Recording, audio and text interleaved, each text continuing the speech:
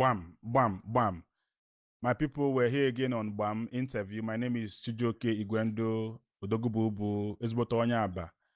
Today, I have an interview with somebody that I'm very touched by her story.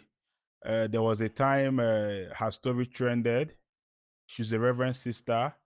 Her story trended about what Reverend fathers are doing to Reverend sisters, what some Reverend fathers, the way they are, treating and handling Reverend sisters, who they see the Reverend sisters as. Her post went viral, and then it brought a lot of backlashes, a lot of news, a lot of trends, a lot of misinterpretations, and a lot of exaggerations.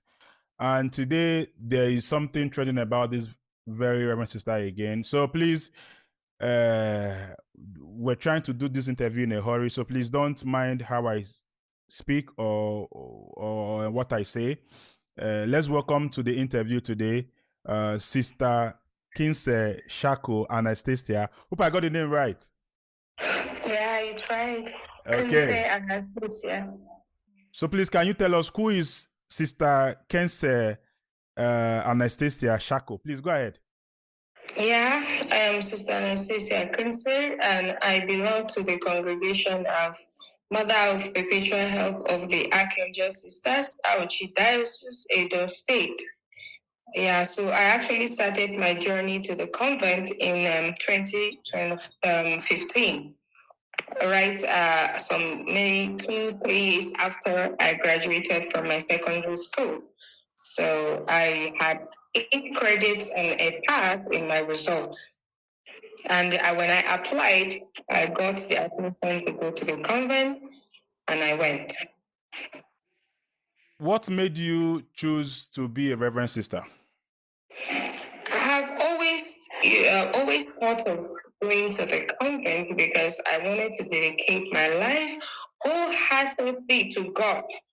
And where I grew up from, we only had keys, and the priest would only come like once or twice in 2-3 months. And deep within me, I felt that what the catechist were really preaching was not the entire truth. And I am somebody who loves to study, and I needed to know more about God, about the church. And so I went to the convent because I wanted to seek God, who is the truth and the life. How has the journey been for you so far? Well, there is nothing that has happened that I believe has not been the will of God for my life. But I must tell you in all sincerity, it has been most disappointing because there are a lot of things that have happened that should never have happened. And many people condemn me for finally coming out to speak on social media. But the truth is, till this point in time, I keep asking for the right channels, but none of has been provided.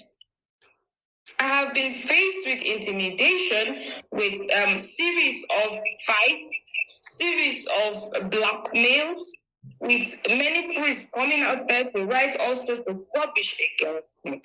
And I feel that is really unfortunate. Okay. You said something about the priest that was preaching before you became a Reverend sister, that was saying a lot of things that were not true, and then you had to do research. What were those things the priest was preaching? Actually, that priest made a comment that Reverend sisters are supposed to be priest wives. I don't know if that's what you're referring to. Okay, something trended about you weeks ago, if not almost a month now. You made a post about sisters not being ornaments in habit, not being commodities for priests to use at will. They are not mistresses in veil, that they are women called by God, consecrated to service, prayer, and the mission of the church. What happened? What motivated you to make such posts? What happened? What was your experience? What is your experience to come out to start crying that priests are seeing you people as ornaments in habit, as a mistress in veil. What made you make such posts? Just be detailed and bold, please. I was abused in the convent. And it's very hard in the convent, especially when you don't plan for an abuse to happen to you. And especially when you are being groomed by a system to act in a certain way and behave in a certain way and accept some certain things in a certain way. So I was being groomed. When I went into the convent, I had no idea that such things happen in a convent. But I had a superior and a priest who were trying to groom me into accepting the fact that I could date one or two priests, and I rejected it with my every being. Now, after doing that, they found ways to frustrate me by, making me live with sisters who would intentionally set me up. And that was how I got depressed. And now they are coming out to say that I am a mad person and all what have you. They have tried to help me. They have never been touched. Now, this same priest who has tried to abuse me severally and I did not consent or agree to it is coming out to make a public statement about me. I don't know if that is how the church works. I mean, it's very, very traumatizing for me. You said you were abused in the convent. Can you be detailed? Yes, how were you abused by a priest? And asked me to follow him in his car. And she knows it happens. That is why she's coming out boldly to write false statements with false narratives to paint me black. Those things, as she said, never happened. Who is the she? The superior general of my congregation. She was the one that asked you to follow a priest? Yes, she did. Not just me. There are many other sisters in the convent that she has pimped to men.